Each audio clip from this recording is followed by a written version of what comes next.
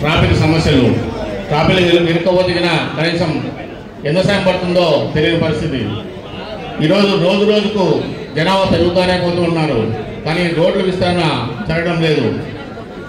ఈ మాస్టర్ ప్లాన్లో భాగంగా 25 ఏళ్ళ కోసరి రోడ్డు విస్తరణ చేయాల్సిన అవసరం ఎంతైనా ఉంది.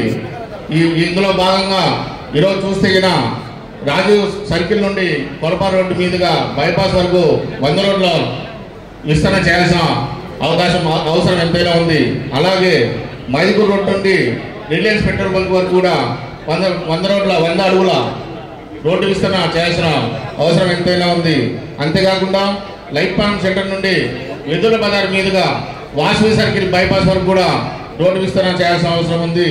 అంతేకాకుండా ఇప్పుడు బైపాస్ విషయానికి వస్తే ఈరోజు చాలా ఇబ్బందికర పరిస్థితులు, బస్సులు పోవాలనే కానీ రావాలనే కానీ చాలా ఇబ్బందిగా ట్రాఫిక్ జామ్లు అవుతున్న దృష్ట్యా రోడ్లు కూడా రిలయన్స్ పెట్రోల్ బంక్ నుండి చోటుపల్లి సర్కిల్ వరకు 4 లైన్స్ రోడ్డును మంజూరు చేయవలసిందిగా తీర్మానం ప్రవేశపెట్టిగా కోరుచున్నాము.